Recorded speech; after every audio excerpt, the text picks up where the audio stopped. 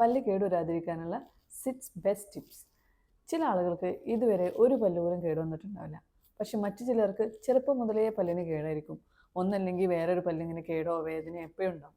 എനിക്ക് ഓരോ ചെക്കപ്പിനായിട്ട് വരുന്ന ചില പേഷ്യൻസ് ഉണ്ട്. അതിൽ തന്നെ 40ഉം 50ഉം വയസ്സായിട്ട് ഇതുവരെ ഒരു പല്ലും കേടുവരാത്തവരുണ്ട്. അവർക്കൊക്കെ എങ്ങനെയാണ് ഇത്ര ഹെൽത്തി ആയിട്ടുള്ള പല്ല് കിട്ടുന്നത്, അതും കേടൊന്നും വരാത്ത പല്ല്? നിങ്ങൾക്കും ഇങ്ങനെ ഹെൽത്തി ആയിട്ടുള്ള കേടുവരാത്ത പല്ല് വേണമെന്നുണ്ടെങ്കിൽ സിമ്പിളായിട്ടുള്ള കുറച്ച് ടിപ്സ് മാത്രം ഫോളോ ചെയ്താൽ മതി.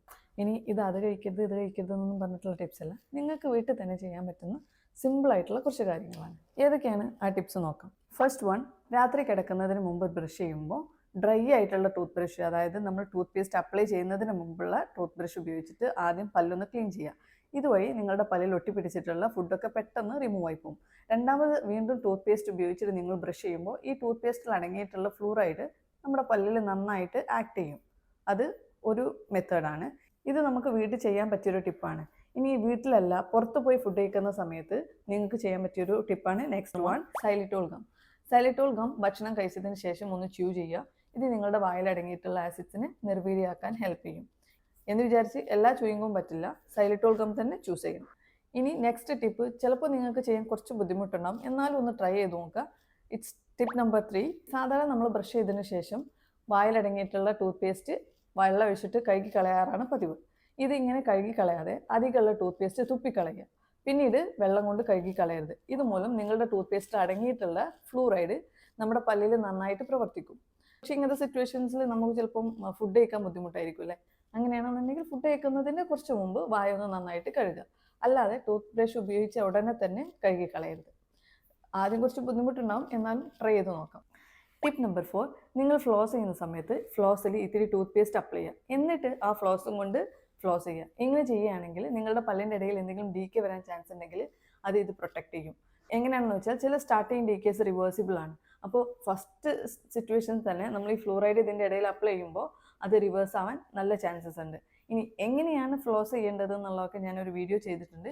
You can check out that.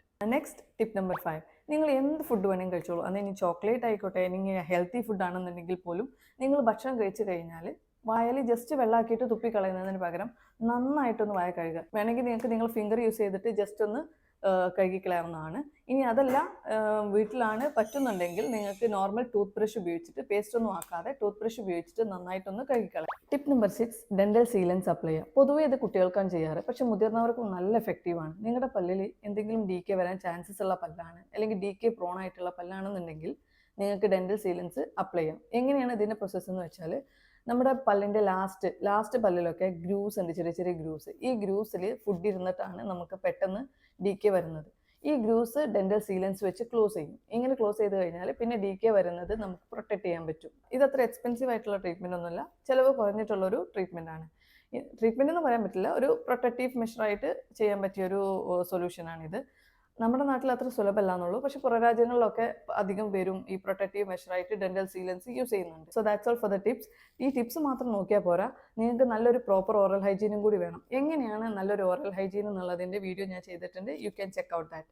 So the point is, നിങ്ങൾ ഏത് ഫുഡ് കഴിക്കുന്നു എന്നുള്ളതല്ല പ്രശ്നം. ഇനി അതിപ്പോൾ ചോക്ലേറ്റ് ആണെങ്കിലും ഹെൽത്തി ഫുഡ് ആണെന്നുണ്ടെങ്കിലും എന്താണെങ്കിലും ഈ ഫുഡിൻ്റെ അംശങ്ങൾ നമ്മുടെ വായിൽ അല്ലെങ്കിൽ പല്ലിൽ കൂടുതൽ നേരം സ്റ്റിക്ക് ചെയ്തിരിക്കുന്നതുകൊണ്ടാണ് ഡീക്കെ വരുന്നത്. ജസ്റ്റ് കഴിച്ചെന്ന് വെച്ചിട്ട് ഡീക്കെ വരില്ല. ഇത് കൂടുതൽ നേരം പല്ലിൽ ഇരിക്കുമ്പോഴാണ് ഡീക്കെ സ്റ്റാർട്ട് ചെയ്യുക. അപ്പോൾ നിങ്ങൾ എന്ത് ഫുഡ് കഴിച്ചാലും പെട്ടെന്ന് അത് ക്ലീൻ ചെയ്ത് കളയുക. മെയിൻലി രാത്രി കിടക്കുന്നതിന് മുമ്പ് നിങ്ങൾ മസ്റ്റായിട്ട് ബ്രഷ് ചെയ്യുക, ഫ്ലോസ് ചെയ്യുക. ഇത് ചെയ്ത് കഴിഞ്ഞാൽ ഒരു പ്രോപ്പർ ഓറൽ ഹൈജീൻ ഉണ്ടെങ്കിൽ ഒരു ലിമിറ്റ് വരെ, ഒരു 90% നിങ്ങൾക്ക് നിങ്ങളുടെ പല്ലിൽ ഡീക്കെ വരുന്നത് പ്രിവെൻറ്റ് ചെയ്യാൻ പറ്റും. നല്ല ഹെൽത്തി ആയിട്ട് കൊണ്ടു നടക്കാൻ പറ്റും നിങ്ങളുടെ പല്ലിന്. ഇനി നിങ്ങൾക്ക് എന്തെങ്കിലും ഡൗട്ട് ഉണ്ടെങ്കിൽ you can comment under this video. I will definitely reply to you guys.